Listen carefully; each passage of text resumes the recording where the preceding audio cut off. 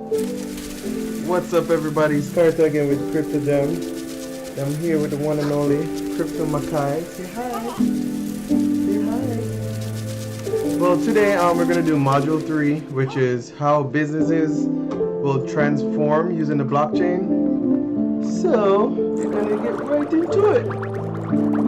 Hope you guys having a good week so far and making the best of it. Alright, so let's go. Let go.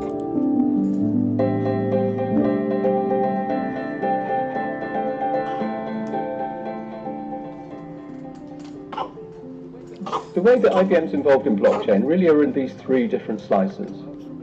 From a technology point of view, late in 2015, IBM were a founder member of the Linux technology, the Linux Foundation Hyperledger project, and most of our work's been to contribute to the Hyperledger Fabric sub-project within there. But effectively, we saw this as being the most effective way of growing blockchain for business.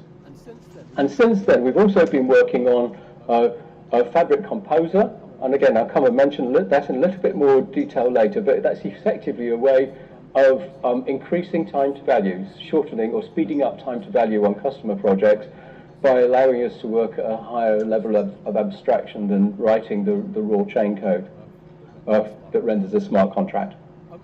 While we've been actually taking an active role in this technology development, we've also been taking the technology that comes out of things like the Hyperledger project and hosting it on a number of different types of business network. We're hosting it on this high security business network for customers who want to find a fast way of taking this into production with the surety and security to do that. We're also hosting it on our IBM Bluemix network, so this allows customers to do experimentation very quickly and efficiently, as is the containerization of the blockchain fabric, which again supports rapid experimentation with blockchain. So effectively, we support the whole spectrum from early experimentation, low friction experimentation, all the way through production usage of the blockchain technology. And we're also working to make blockchain real for our customers. And the concept here is to come up with some quite straightforward, obvious processes to allow customers to work with us to really find out which parts of their business could be transformed using blockchain, and then work with us to effectively implement those improvements. So looking a little bit more detail at the Linux Foundation Hyperledger project, this is effectively a collaborative effort across multiple players in multiple industries to render a blockchain fabric for business. It started in December 2015 with a handful of founder members, and now it's one of the fastest growing, or the fastest growing Linux Foundation project, with now over 120 members, and I'll come and show you who they are in a couple of slides' time. Effectively, the reason we were so keen on it is this concept of bringing the three open words together. Open governance, which means that all the members of the network decide on the direction of that the blockchain fabric is taking. So it's not locked or directed by any particular industry or member. This is through common consensus through all the different members. The blockchain fabric that's produced is open source, but more importantly, we use open standards. So we actually see interoperability between blockchains in the fullness of time being really important. Hence our focus on open standards on the way through this. We're focusing in on the Fabric project. That's the one that's effectively rendering this, if you like, middleware for blockchain for customers, blockchain for business. There are other incubators as part of the Linux Foundation Hyperledger umbrella, but our main interest is in the Fabric project, and we're a premier member of the project. Interestingly, out of the three key players in blockchain, Chris Ferris, our colleague from IBM, is the only IBMer. He's the chair of the technical steering committee. Clearly, Brian and Blythe are not IBMers, and really that's an illustration of this open governance at the very top level of the project. These are the current set of members of the Hyperledger project. Wow. We update this slide very CME. very often because the members grow quite quickly. Some really interesting ones. Again, you'd expect to see financial organizations in here, but to see organizations like Airbus, organizations like Daimler, and other technology companies like Fujitsu and Hitachi, other services companies like Accenture. All of these really, I think it really shows that we've got a true cross-industry governance of the fabric as it moves forward. Number of other general members, a number of other associated members, again reinforcing this concept of actually having a very, very, very broad participation in this open governance process. Okay.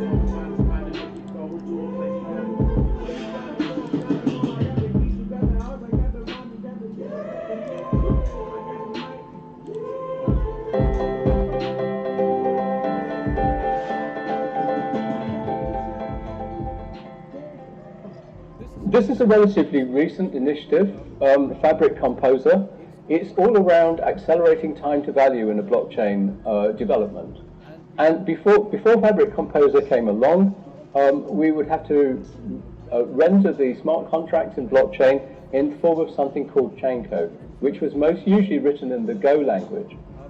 Realizing that the fact that we need to go hands-on into the very detailed depths of the fabric, realizing this could be an inhibitor to time to value, we worked on this concept of Fabric Composer, which allows people to come up a level of abstraction, to think in terms of assets, transactions, participants of the business network, and then to model the operation of the business network and the smart contracts using JavaScript. So much more accessible, and by doing that, really accelerating the time to value through customer projects. So we see this being, although it's a relatively new initiative, we see it taking a mainstream role in how we take blockchain to our customer projects. Okay.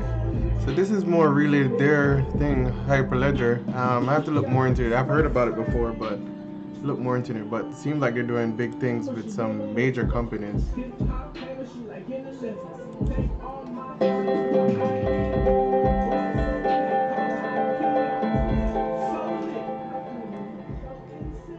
We have, last time I looked, we have some 32 public references for blockchain.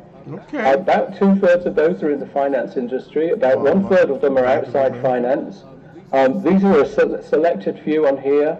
Again, the connections community is the place to go if you want to find out all 32. I think you'll be impressed by the breadth of selection of the different nations, the different industries, the different use cases that are rendered on the blockchain. So that's well worth a visit to put some details behind this very high level view. Okay, this is the last one. This is a very short one.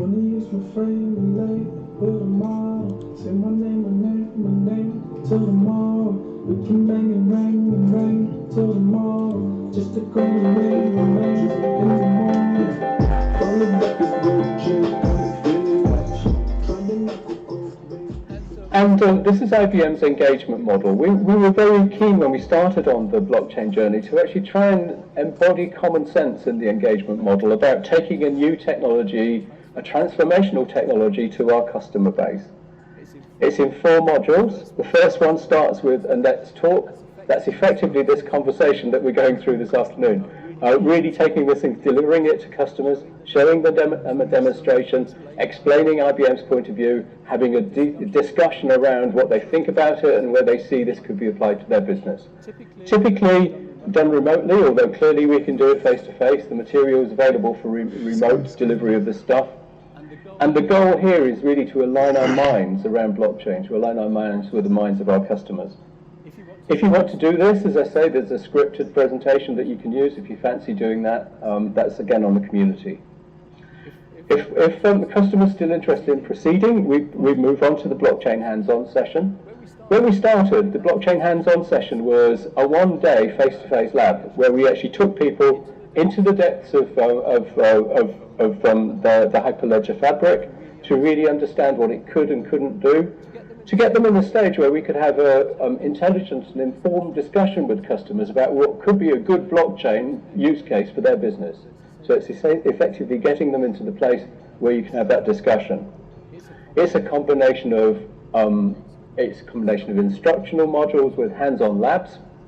All of the labs are scripted, and that actually took us down the journey of being able to deliver this digitally. So we now have the situation where if a customer would like to do this on their own, at their own pace over a period of time, we can actually support the remote delivery of this.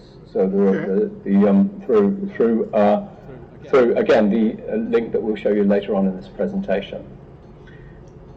If at the end of this we find a use case that the customer is interested in moving forward with us, we then embark on the first project. And the first project's effectively in two parts. The first part is a design thinking workshop, where we use IBM's design thinking method to really explore the use case from a user point of view, and to understand the as-is scenario, understand how this needs to be improved in the future, and then really see where blockchain can add value in there. We go through this workshop constantly testing the value that blockchain adds. Again, coming back to my point earlier, we want to really only use blockchain if it really drives significant business benefit for our customer. After the design thinking workshop, we then move into a classical agile development process or project where we go into 2-week agile sprints. Typically could be a customer and IBM team working together, or it could just be an IBM team. But effectively, the goal here is to render something very explicit and demonstrable, so the stakeholders for the project can show this within their organization, show it maybe within the broader business network, but really to drive home the value that blockchain can deliver in their project. Now, once we've got through a number of different agile iterations, we can then scale up into the final element of the engagement model, where IBM bring its vast knowledge of system engineering, system integration projects to really scale up and scale out the project, integrating what we've done with the current systems of record and the current legacy systems that the customer has in place, really to take the system eventually into production. So that's the engagement model, and again there are materials supporting all the different stages of this engagement model in the community that I'll give you a link to in a couple of slides' time. So that was it. That was a quick one. Pretty much it's showing how IBM is going to get all these different businesses using their Hyperledger Fabric. I need to look more into that. It seems very interesting. But yeah, cryptocurrency might suck, but blockchain is doing a lot of things in the background. So getting educated could be a plus, definitely. Maybe, who knows, it could be a career option in the future, especially if you're ahead of the game, knowing what this technology is before it gets like blown up. So let's go to the review question.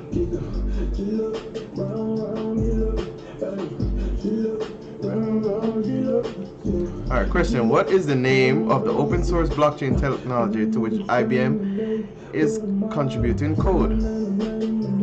I think it's called Linux Foundation Hyperledger Fabric. I'm gonna go with that. And we right. And we right. And we right. Ooh. And we right. Ooh, spilling. Gotta go, guys. Daddy duty calls. Well, thank you for watching, and take care. Yeah, take care. Next is coming up. I'm gonna try to do a video of how you can earn passive income during a bear market or any kind of market via staking and mastodon. So have a good night, guys. Stay crypto. Whoosh. Say bye bye. Bye bye. Bye bye.